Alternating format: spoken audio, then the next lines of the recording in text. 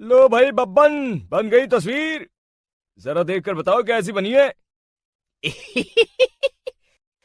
अरे भाई मोहन, मेरी सलाह मानो तो तुम रहने ही दो। एक पेंटर बनना तुम्हारे बस की बात नहीं है। हाँ, तुमने सही कहा। मुझे भी कुछ ऐसा लगता है। खैर, आज शाम की गाड़ी से मैं शहर वापस जा रहा हूँ। कुछ जरूरी काम आ गया है। शहर से वापस आने के बाद तुमसे मिलता हूँ। मोहन अपने घर के दरवाजे पर ताला लगा देता है और वहां से चला जाता है। फिर उसी रात अचानक तेज हवाएं चलने लगती हैं। चारों तरफ डरावना माहौल बन जाता है।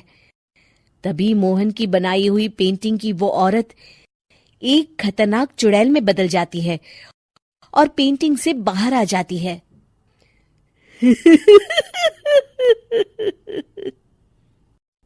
चुड़ैल घर के बाहर चली जाती है। वहीं दूसरी तरफ दो चोर लाला सुखीराम के घर से चोरी करके भाग रहे होते हैं। दोनों भागते भागते गांव के चौराहे के पास पहुंच जाते हैं। तभी अचानक वो चुड़ैल उन दोनों के सामने आ जाती है।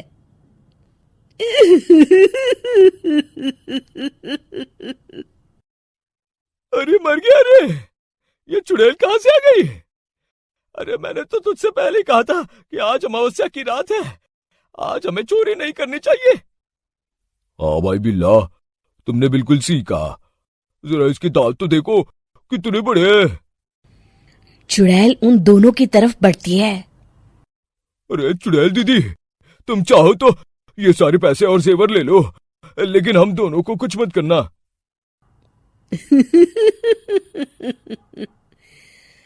पैसे और जेवर के लालच में तुम इंसान बिकते हो, हम चुड़ैल नहीं।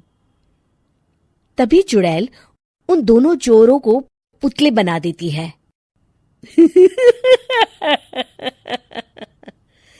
मैं किसी को नहीं छोड़ूंगी। अब कोई मुझसे नहीं बच सकता।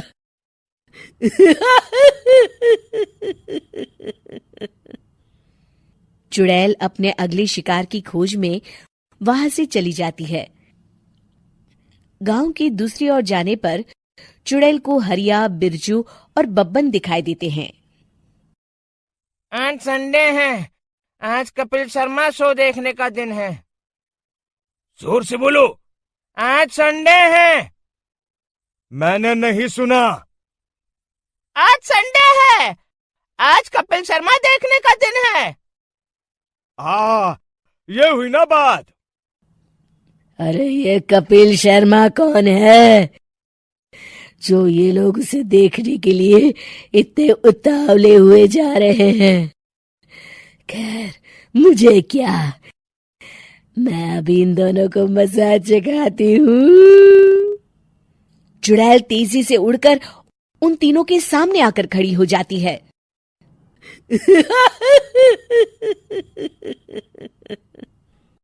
कपिल शर्मा शो बाद में देखना, पहले मुझे देख लो। बब्बन चुड़ैल को देखते ही पहचान जाता है। अरे ये तो तस्वीर वाली औरत के जैसी दिख रही है। मुझे अभी नहीं मरना है। अरे भागो रे! तीनों वहां से भाग खड़े होते हैं। बब्बन तो किसी तरह अपनी जान बचाकर वहां से भाग जाता है, लेकिन हरिया और बिरजू को चुड़ैल पकड़ लेती है और उन्हें पुतला बना देती है। फिर चुड़ैल बब्बन को पकड़ने के लिए उसका पीछा करती है, लेकिन बब्बन उसे कहीं नहीं दिखाई देता। अरे वो मोटा तो बड़ा तेज भागता है, शायद उस तरफ गया होगा। बब्बन एक दीवार के पीछे छुपकर बैठ जाता है और चुड़ैल उसके सामने से आगे निकल जाती है। बाल बाल बच गया। अगली सुबह बब्बन सभी गांव वालों को सारी बात बता देता है। फिर उस चुड़ैल के डर से रोज शाम होते ही पूरे गांव में सन्नाटा छा जाता था और कोई भी अपने घर के बाहर नहीं निकलता था। अरे ये क्या हो गया? इतनी देर से घूम रही हूं, अभी तक एक भी आदमी नहीं मिला। अरे कहाँ मर गए सबके सब? चुड़ैल वहां से चली जाती है। इस तरह कुछ दिन बीत जाते हैं। फिर एक दिन मोहन गांव वापस आता है। बब्बन उसे बताता है कि उसकी बनाई तस्वीर से एक चुड़ैल बाहर आ गई है। मोहन समझ जाता है कि ये कोई आम कागज नहीं है। वो जो भी उस कागज पर बनाएगा वो असलियत का रूप ले लेगा। अरे मोहन भाई, अब तुम क्या करने वाले हो?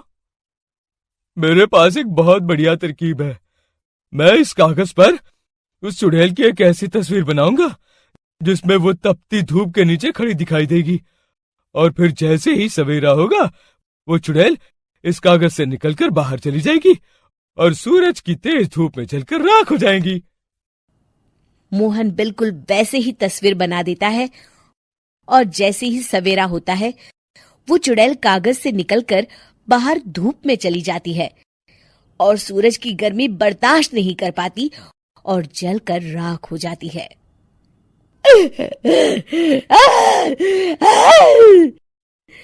ये मुझे क्या हो रहा है? मैं सूरज की रोशनी बर्दाश्त नहीं कर सकती। मेरा पूरा शरीर जल रहा है।